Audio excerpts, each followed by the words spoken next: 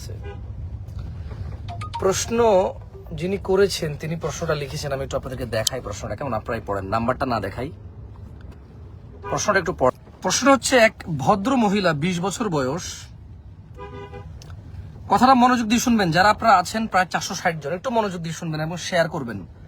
আমার মনে হয় বাংলাদেশে বহু ঘরে বহু মেয়ে এই প্রবলেমে আছে এবং বহু ছেলে নিজেকে সাধু মনে করতেছে আর বহু মেয়ে নিজেকে ভালো মনে করতেছে, অথচ তাদের অবস্থা এমন। যারা আছেন মনোযোগ দিয়ে শুনবেন, কেমন, উল্টাপাল্টা কোনো প্রশ্ন করবেন না, লাইভের মধ্যে কোনো প্রশ্ন করবেন না, মনোযোগ দিয়ে কথাটুকু শোনেন, দেখেন আপনি অবাক হন কিনা। আমি অবাক হয়েছি। লিখলেন যে, আসসালামু আলাইকুম হুজুর, আমি একজন মেয়ে, আমার বয়স 20 বছর, আমি এখন স্টুডেন্ট না, আমি একজন ছেলের সাথে কথা বলতাম, ওই ছেলে সৌদি থাকতো, আজকে 1 বছর হয়েছে আমরা বিয়ে করছি। কথাটা খেয়াল করবেন, পয়েন্ট টু বি নোটেড, আমি আবারও বলি, পয়েন্ট টু বি নোটেড। মেয়ে বলতেছে যে ওই ছেলের সাথে মেয়ের বিয়ে হয়েছে, কিন্তু কিভাবে বিয়ে হয়েছে দেখেন, বলে যে কিন্তু বিয়েতে কোনো সাক্ষী ছিল না। 1 নাম্বার পয়েন্ট, বিয়েতে কোনো সাক্ষী ছিল না। 2, কাজীও ছিল না।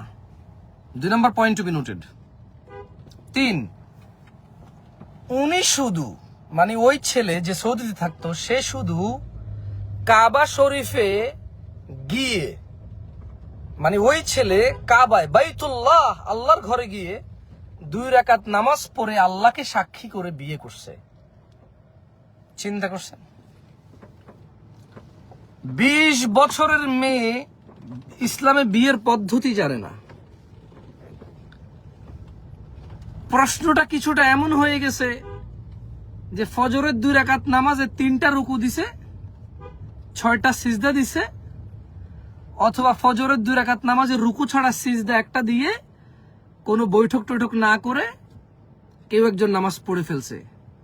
আপনার কাছে যতটা অবাক লাগবে এই প্রশ্ন, আমার কাছে ততটা অবাক লাগতেছে। 20 বছরের যুবতী মেয়ে বলছে যে সৌদি এক ছেলের সাথে কথা বলতো, ওই ছেলে বিয়ে করছে কিভাবে, বাইতুল্লাহ, আল্লাহর ঘরে গিয়ে 2 রাকাত নামাজ পড়ে আল্লাহকে সাক্ষী রেখে যা করছে এটাকে নাকি বিয়ে বলে। আমি টাইটেল দিতে চাইছিলাম বহুবার যে বাইতুল্লাহকে সাক্ষী রেখে জিনা মানুষ হালাল মনে করে, কিন্তু পরে চিন্তা করলাম আমার এটা কেমন দেখায়, পরে আমি টাইটেলটা দেই নাই। আমি মনে হয় 10টা টাইটেল লিখছি এই লাইভে আসার আগে, একটা টাইটেল আমি দিতে পারিনি। শেষ পর্যন্ত আমি টাইটেল ছাড়া লাইভে আসছি, আমি নিরুপায় হয়ে। মেয়ে 3টা পয়েন্ট, 1 বলছে যে কোনো সাক্ষী ছিল না, তার মানে মেয়ে মনে করছে যে কোনো মানুষ যদি থাকে সাক্ষী তাহলে হয়ে যাবে বিয়ে, কিন্তু সাক্ষী হইতে হয় মেয়ের বাবা। আমি আবারও বলি, মেয়ে একে তো সাক্ষী ছিল না, তার প্রশ্ন ছিল যে কোনো সাক্ষী ছিল না, তাইলে কোনো সাক্ষী থাকলেই তো হবে না, বাপ থাকতে হবে, বাপ। তাইলে না যাইয়া আপনার মেয়ের বিবাহ, বাপ হচ্ছে ওলি থাকবে, ঠিক না? মেয়ে বলছে কোনো সাক্ষী ছিল না, তার মানে মেয়ের ধারণা যে কোনো বেটা থাকলেই হয়ে যেত, কিন্তু যে কোনো বেটা থাকলেই হইতো না, বাপ থাকা লাগতো। দ্বিতীয়ত বললো যে 2 রাকাত নামাজ মক্কায় গিয়ে পড়ে আল্লাহকে সাক্ষী রেখে বিয়ে করছে। তো বিয়ে কি মানুষ 2 রাকাত নামাজ পড়ে আল্লাহকে সাক্ষী রেখে বিয়ে কিছু করলে এটাকে বিয়ে বলবে?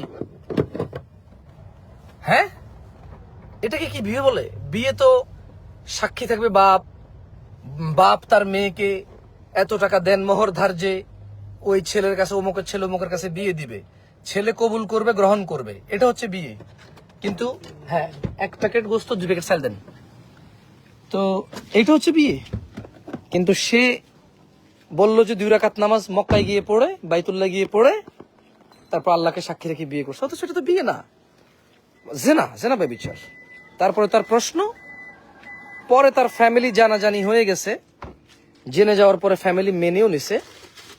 এখন প্রশ্ন, ফ্যামিলি জানার পরে ফ্যামিলি মেনে নিছে, দেখবেন ফ্যামিলি জানার পরে ফ্যামিলি মেনে নিছে, এখন কি তারা জেনার মধ্যে আছে নাকি তাদের বিয়েটা হয়েছে?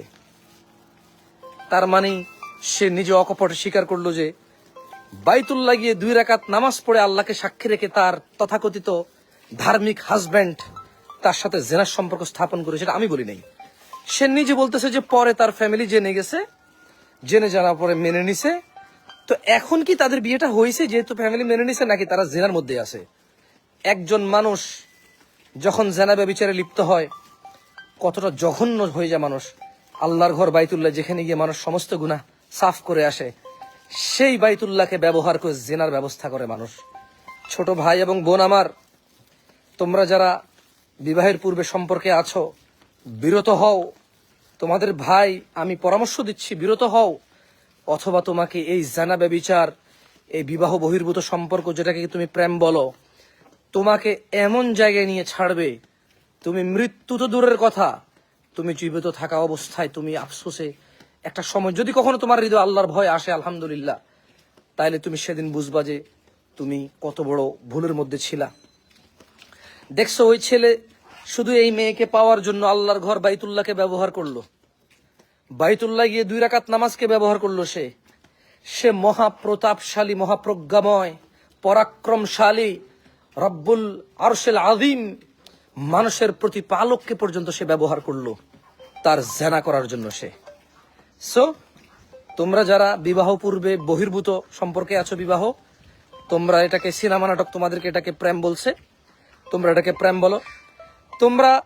আমরা এখন এমন এক জঘন্য জীবনে আছি যে জীবনে তুমি মায়ের পেটে বাচ্চাকে হত্যা করলে ডাক্তারি ভাষায় অ্যাবর্শন বলে ফেললে আর হত্যা মনে হয় না। এমন এক পৃথিবীতে আছি, এমন এক বর্তমান সময় পার করতেছি যা লজ্জাস্কর এবং যা জঘন্যতম এক সময় যাচ্ছে, যেখানে মায়ের পেটে মায়ের গর্ভে বাচ্চা হত্যা করে অ্যাবর্শন বলে, যেখানে বিবাহের পূর্বে ছেলে ও মেয়ে কথা বলা জেনাকে প্রেম এবং ভালোবাসা বলে। এমন এক বর্বর সময় পার করতেছি। জাহিলি যুগে এমন ছিল কিনা জানি না। জাহিলি যুগে মায়ের গর্ভে বাচ্চা হত্যা করতো না, কন্যা সন্তান হয়ে গেলে মেরে ফেলতো জীবিত হওয়ার পর, এবং তারা মনে করতো এটা হত্যা। কিন্তু আজকে মায়ের গর্ভে বাচ্চা হত্যা করে অ্যাবর্শনের নামে চালিয়ে দিচ্ছ তোমরা। বিরত হও ভাই আমার, বিরত হও। আর ইসলামে বিবাহর পদ্ধতি একটাই, মেয়ের বাবা মেয়েকে কোনো ছেলের কাছে বিয়ে দিবে। বাপ নাই, চাচা নাই, দাদা নাই, ভাই, এভাবে নিকটবর্তী একজন থাকতে আরেকজন চলবে না, প্রথম জন থাকতে দ্বিতীয়জন চলবে না। একটাই বিয়ের পদ্ধতি, আর কোনো বিয়ের পদ্ধতি নাই। গোপনে যে পুরুষ বিয়ে করতে চায় তার কাছে বিয়ে বসবা না, তার সাথে আত্মীয়তা করবা না। যে পুরুষ বলে যে আমি এখন বিয়ে করবো, জানাবো না, পরে জানাবো, খবরদার, তার সাথে আত্মীয়তা করার দরকার নাই।